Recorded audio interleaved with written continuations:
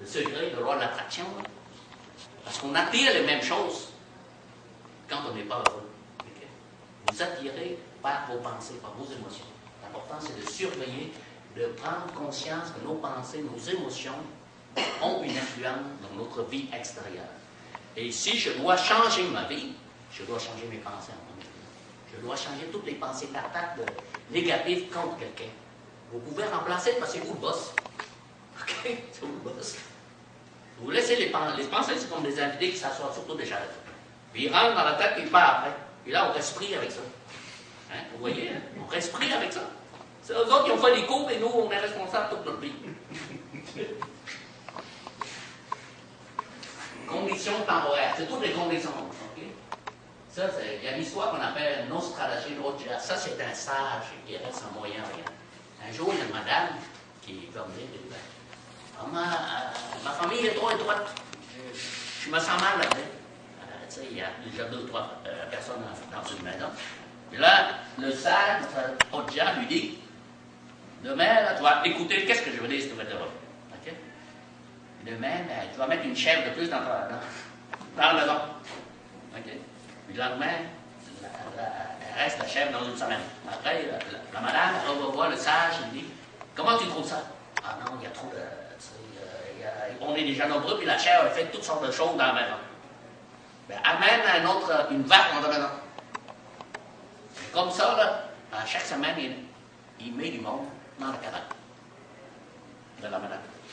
Et la madame, c'est pas comme horaire, il arrive toutes sortes de patates, de trop être essentielles et tout ça. Puis après un mois de cette façon de vivre, elle revoit le monsieur, le sage, il dit, mais maintenant, commence par enlever la vache. À chaque semaine, elle va enlever un des animaux qui va vivre avec. Puis à la fin, la maison est tellement grande, ils sont tellement bien. Pourquoi? Hein, vous avez tout ce qu'il faut. Et là, on vous compresse un peu. Là, vous devenez malheureux. On décompresse tranquillement. Oh, j'apprécie ce que j'avais avant. Est-ce que vous voyez ça? Ce sont nos propres pensées de faiblesse et de peur qui nous font mal. Ce n'est pas des choses extérieures. Vous savez ça. Vous recevez une mauvaise nouvelle, comme ça. Vous recevez une bonne nouvelle. C'est ça. Hein? Vous voyez comment les mauvaises et les bonnes nouvelles ont le pouvoir de nous débalancer, de nous pas rendre heureux. Rappelez-vous cela. Que votre bonheur ne dépend d'aucune condition extérieure. Même si ça va mal à l'extérieur, c'est pas grave. Parce que vous avez toujours le choix de changer vos pensées. Vous avez toujours le choix, c'est vous le boss de décider. Vous avez toujours, si ça va mal à l'extérieur, si les gens sont morts à côté de vous, j'ai le choix de changer les pensées de mort, même si j'aime pas ça, je vais changer mes pensées de peur, de mort, pour des pensées de paix. Je choisis la paix. La paix apporte toujours le bonheur. Quand on apporte, peu importe, si les gens ils meurent comme Haïti, là. Sinon, vous allez impliquer dans les gens qui souffrent et vous allez souffrir 2 fois plus. Est-ce que vous comprenez? Être heureux signifie indépendamment des choses extérieures. Ça, c'est pour ça que quand on va approcher l'heure de la mort, on sera tranquille. Parce qu'on est heureux. On n'a pas besoin que la mort ne soit pas là, ça ne change rien. Ça ne change rien. Okay? C'est pas ça qui va décider, non. Parce que nous avons pris déjà la décision, le choix déjà. Et c'est ce choix-là que je voudrais vous faire comprendre. C'est très important, le choix d'être heureux ou d'avoir raison. Avoir plein d'argent dans le compte, jusqu'à l'âge de 70 ans, 80 ans, faire quoi avec? On n'a pas plus heureux. Demandez à Céline Dion, à Elvis Presley, à Beatles, est-ce qu'ils ont heureux avec l'argent qu'ils ont? Ou c'est juste pour mettre un baume sur leur personnalité? L'argent n'achète pas le bonheur. Ça peut vous régler beaucoup de choses. Ça peut régler des dettes, acheter des maisons. Mais le bonheur, c'est vous qui décidez. Rappelez-vous de ça. Le bonheur, c'est vous qui décidez.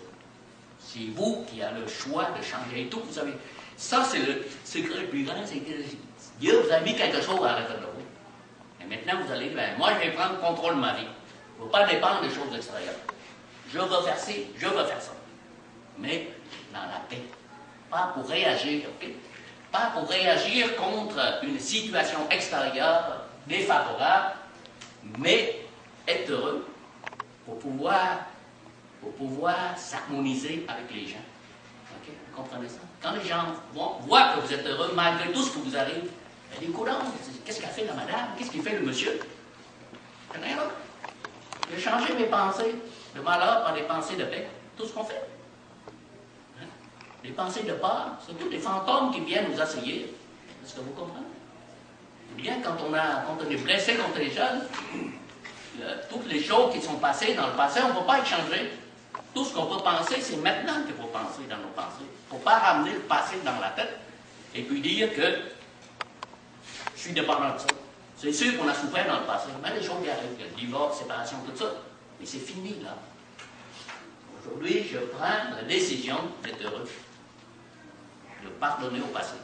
Okay? Pardonner, c'est lâcher prise. Je vais lâcher prise pour toutes mes pensées du passé pour être heureux aujourd'hui. Mais cette décision-là vous revient. Il n'y a personne d'autre qui va faire le travail à votre place.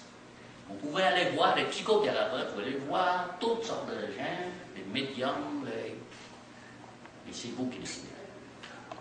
Les autres n'ont pas rien à faire. Ils peuvent vous donner des conseils, mais c'est vous qui décidez. Décidez d'être heureux. Aujourd'hui même. Peu importe si demain, là, ça va mal ce soir, je m'en fous. Parce que ça ne dépend pas des conditions extérieures. Ça ne dépend pas. Séparez-les. Okay? Il y a des conditions extérieures, mais il y a vous aussi.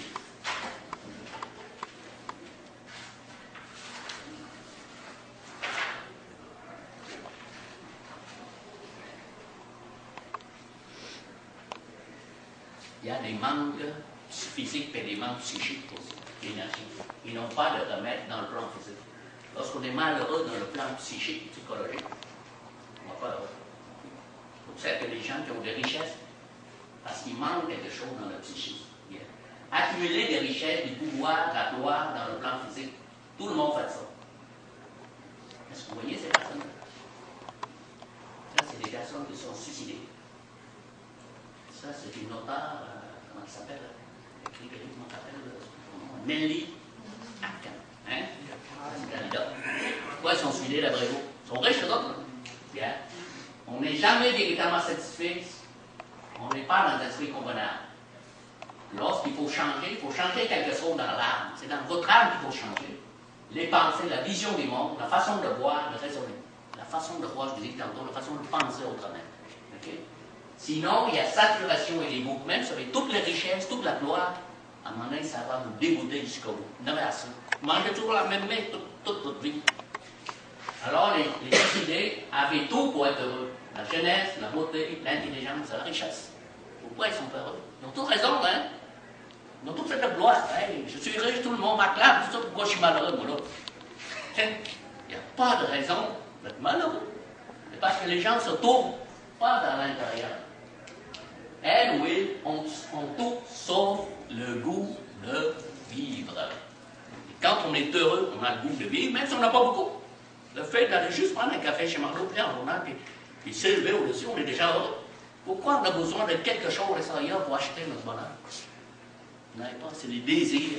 Il y a trop de désirs entre nous qui font qu'on désire trop d'autres choses. Alors que nos vrais besoins, on n'a pas beaucoup. Une fois qu'on a qu'un toit pour coucher, quelque chose pour manger, s'habiller, puis avoir des amis, on est déjà heureux. Mais on a des désirs qui disent, ben, je veux être plus riche que lui. Je veux faire un voyage dans le sud, je veux faire comme les autres. Et ça amène la compétition, avoir raison. L'autre, il y a une piscine, moi aussi je veux avoir une piscine. Hein? Vous voyez tout ça, plein de piscines. Là, t'as un beau char, moi encore plus beau que ton char. Hein? Avoir raison, plus que l'autre. Ça satisfait l'ego, mais ça ne rend pas heureux. Tout, c'est des valeurs inutiles. Des valeurs qui nous amènent dans l'illusion de posséder des affaires. En rien, on ne possède rien. Hein? Vous voyez, on ne possède rien. Et quand vous allez mourir, est-ce que vous possédez quelque chose? Tout ça appartient à la banque. Hein? Maison, auto, tout. Il n'y a rien qui nous appartient. Même notre corps ne nous appartient pas parce que le corps, il s'en va. Alors, où est le bonheur après vous, d'après ça? Donc, se préparer, prendre conscience que à chaque moment, on vit, c'est le moment le plus heureux de notre vie. Seul le moment présent compte. Et ne regrettez pas le passé. Okay? Ne regrettez jamais le passé. Il finit. Aujourd'hui, vous avez le droit de créer un autre bonheur pour vous, d'abord. Même si je ne suis pas beau, ben, je ne suis pas là-dedans. C'est pas ça. Parce que c'est à l'extérieur de nous. On nous a fait cultiver, je veux dire, le bonheur. Puis la TV est toujours en train de faire des publicités pour acheter ici, acheter ça. C'est pas ça. C'est jamais ça. Le vrai bonheur est dans la vie. Les petits gestes de bonheur, ce sont les gestes qui sont les plus gagnants. Et n'essaie pas de changer les autres pour être heureux. Hein? Les gens aiment ça changer les autres. Je ne sais pas si vous avez lu le journal, j'ai lu